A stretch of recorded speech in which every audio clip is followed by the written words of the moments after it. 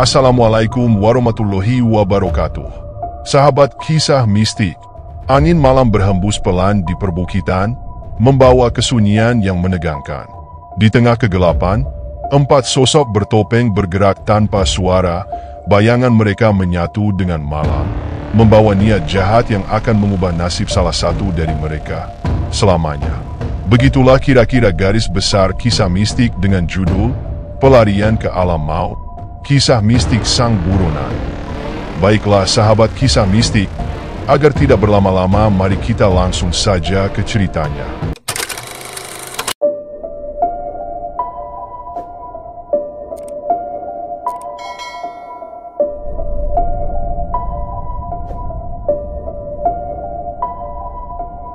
Jayadi, atau yang akrab dipanggil Jay, telah lama hidup dalam dunia kriminalitas.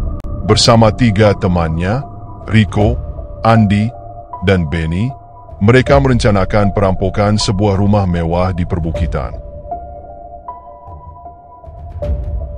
Malam itu, dengan wajah tertutup dan senjata tajam di tangan, mereka menyelinap ke dalam rumah yang sunyi.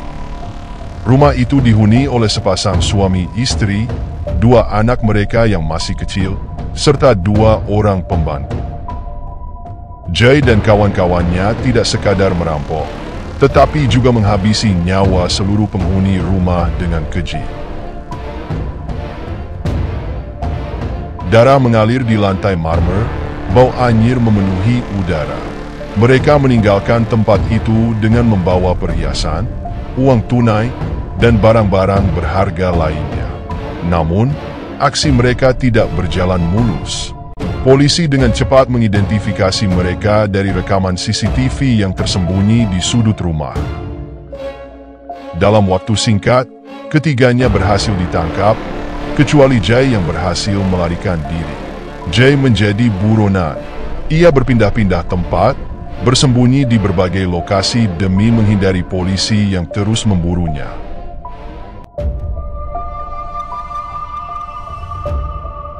Suatu hari, tempat persembunyiannya diketahui. Polisi mengepungnya. Dengan naluri bertahan hidup yang kuat, Jay melarikan diri ke hutan terdekat. Ia terus berlari, semakin dalam masuk ke belantara yang jarang dijamah manusia. Selama 2 hari ia bertahan di dalam hutan, kelaparan dan kelelahan. Hingga suatu saat, ia merasakan sakit yang luar biasa di kakinya. Seekor ular berbisa telah menggigitnya. Racun perlahan menyebar ke tubuhnya, membuatnya limbung dan nyaris kehilangan kesadaran. Dalam keadaan setengah sadar, ia melihat sekelompok wanita cantik berbusana kain jarik setinggi dada menghampirinya.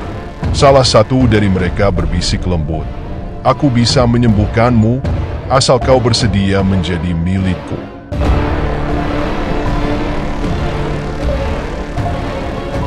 Akal sehat Jay sudah tumpul.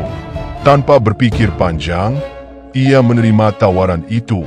Seketika, rasa sakit akibat gigitan ular menghilang. Tubuhnya kembali bertenaga. Ia merasa seperti terlahir kembali. Hari demi hari berlalu, Jay menjalani kehidupan aneh di dalam hutan. Para wanita itu memperlakukannya dengan penuh kemesraan, tetapi lambat laun ia sadar bahwa dirinya hanyalah budak pemuas nafsu mereka. Setiap malam, ia dipaksa melayani mereka tanpa ampun. Semakin lama, tubuhnya semakin lemah. Ia merasa tenaganya terkuras habis. Hingga suatu hari, dalam kelelahan yang luar biasa, ia mulai berpikir untuk melarikan diri. Namun, seketika itu juga, para wanita yang selama ini terlihat cantik berubah menjadi ular-ular hitam yang besar. Mata mereka bersinar merah, lidah mereka menjulur-julur dengan suara mendesis yang menyeramkan. Jay berlari sekuat tenaga. Nafasnya tersengal-sengal, tubuhnya gemetar ketakutan. Saat ia berusaha menjauh, matanya menangkap sosok yang tergeletak di tanah. Ia mendekat dan terkejut luar biasa. itu adalah dirinya sendiri.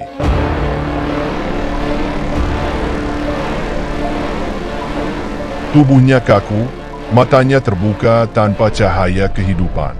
Dengan gemetar, ia mencoba menyentuh jasad itu, tetapi tangannya hanya menembus udara kosong. Ia menyadari sesuatu yang mengerikan, ia sudah mati.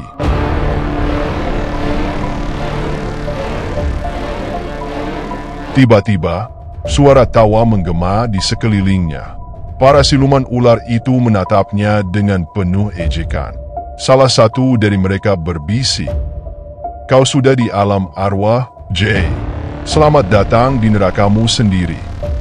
Jay ingin berteriak, tetapi tidak ada suara yang keluar dari mulutnya. Ia merasa marah, kecewa, dan sedih. Ia mencoba melarikan diri, tetapi selalu kembali ke tempat jasadnya membusuk. Sejak saat itu, arwah Jay menjadi bulan-bulanan para siluman dan makhluk halus di hutan. Ia dicemooh, dihina, dan disiksa tanpa henti. Ia terperangkap di sana selamanya, menyesali semua kejahatan yang pernah ia lakukan.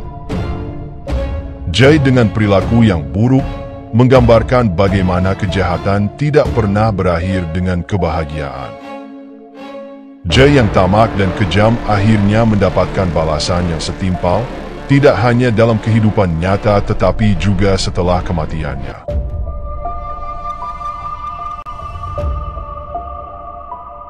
Pesan moral yang bisa diambil adalah bahwa kejahatan akan selalu mendapatkan hukuman, baik cepat atau lambat. Suasana mencekam dan realisme dalam cerita ini memperkuat pesan bahwa setiap tindakan memiliki konsekuensi. Dan terkadang hukuman yang datang jauh lebih mengerikan daripada yang bisa dibayangkan manusia.